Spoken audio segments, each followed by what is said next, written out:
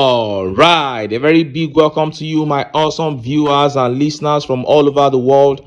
Thank you for joining me on another great episode of your favorite political talk show, The Truth with Ben Jokes. Oluwagbotemi wrote, "More taxes, but we will generate electricity by ourselves, but we will secure our farms by ourselves, but we will create jobs by ourselves.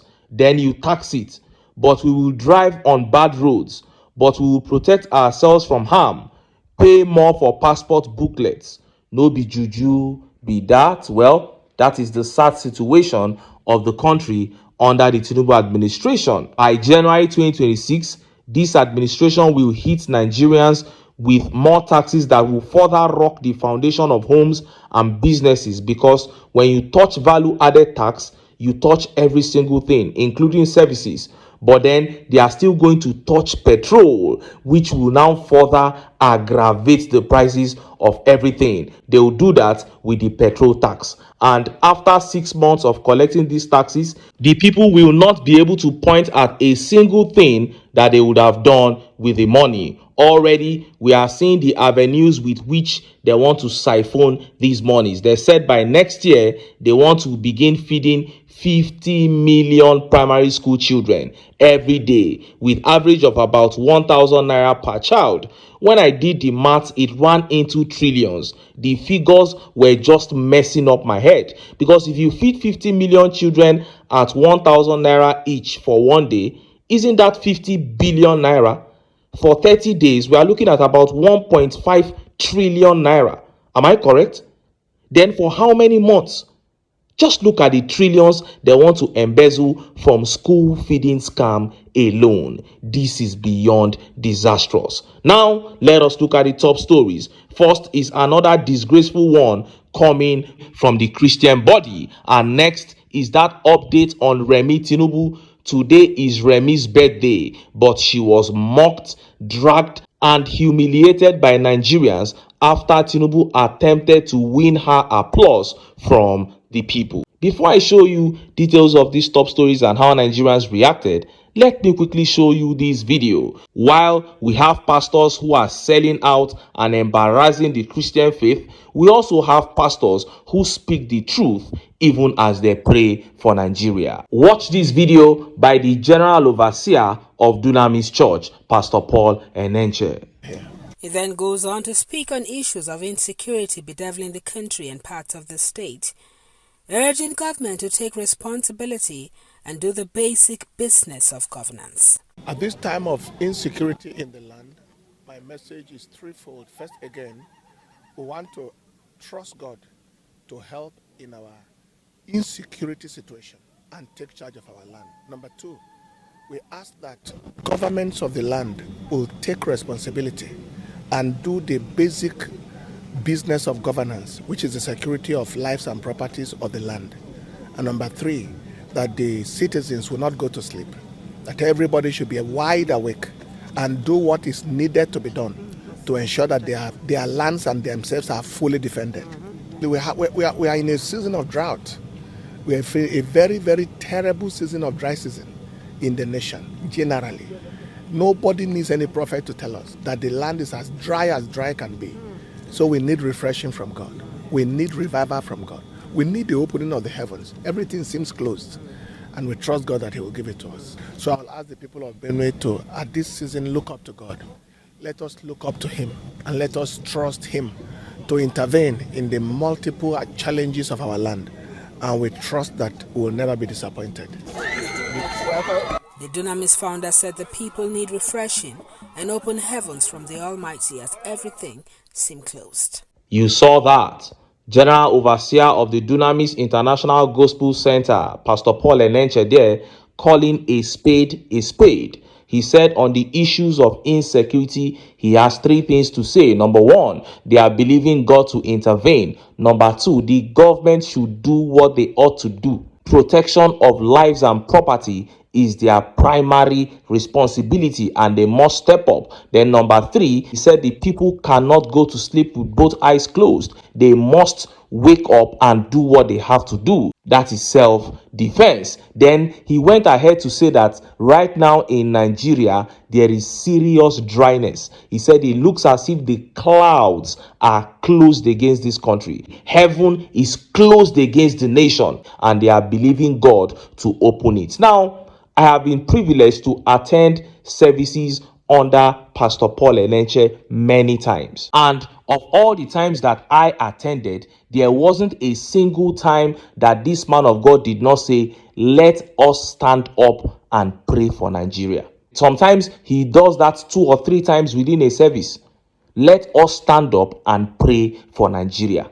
But the fact that you are praying for Nigeria does not mean that you now become a liar as a pastor.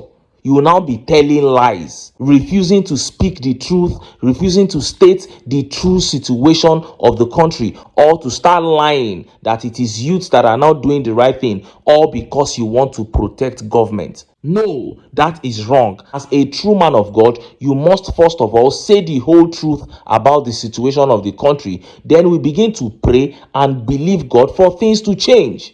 Not to be telling lies and calling those of us who say the truth unpatriotic. So kudos to the GO of DIGC, Pastor Paul Enenche. Thank you for pointing out that things are dry in Nigeria. And as you pray for things to change, may God answer your prayer. Thank you for being honest. Now, let us look at the top stories. First is that disgraceful one coming from another pastor. In this update, you will see the difference between a pastor that is passionate about his country and a pastor that is passionate about the man in power. And next is that update on REMI Tinubu's birthday. Nigerians mocked, dragged, and humiliated REMI Tinubu on her birthday as Tinubu tried to get Nigerians to applaud her. Let's start by taking that update from that fake pastor. Look at how the papers reported it. Insecurity.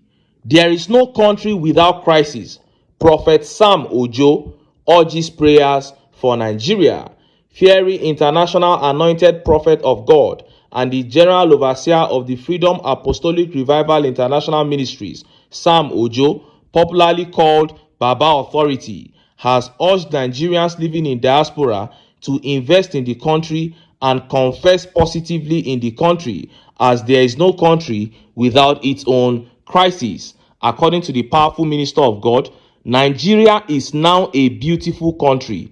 Invest at home, set up companies and employ more people. By that, you are also contributing to the development of your nation.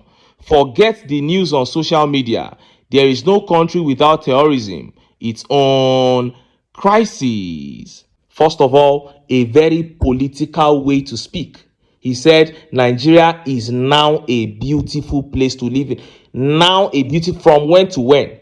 Okay, from when Tinubu took over till this period, but that is when Nigeria suddenly became a beautiful country.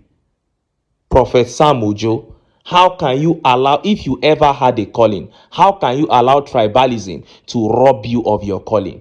Everybody in this country and everybody that is following the situation of this country closely knows that this is the worst period in our nationhood under this man called Tinubu. Even those who are honest enough in his cabinet have admitted that we still need to wait for things to turn around.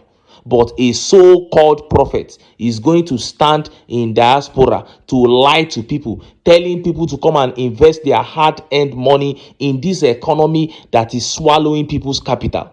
Well, I know that the people in diaspora listening to him won't be foolish. None of them will be foolish enough to come and invest in a country that multinationals are running away from, a country where rule of law does not reign supreme, a country where somebody can just sit in his house and call a judge and tell him the judgment to deliver. That is not a country where a reasonable human being will come and invest his money. And for you, Prophet Ojo, God will judge you. Continue telling lies and celebrating the fall of your own country. The wrath of God will not spare you. And just as Nigerians were yet reacting to that, that update on REMI Tinubu's birthday began making the rounds. Tinubu wrote a very strong worded tribute to his wife on her birthday. And then he said Nigerians owe his wife REMI Tinubu, and that was where hell was let loose.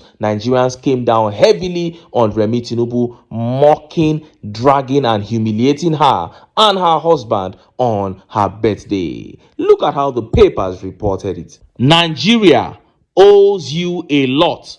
Tinubu hails wife on 65th birthday. In a statement, Tinubu described Oluremi as the love of his life and a steadfast source of strength through years of political struggle and public service. He said his wife had been his anchor during difficult seasons, from years of exile to the demands of leadership, standing by him with patience, dignity, and devotion. As you celebrate your 65th birthday today, I honor not only the love of my life, but also a woman whose quiet strength and enduring grace have been my steadying anchor, Tinubu said.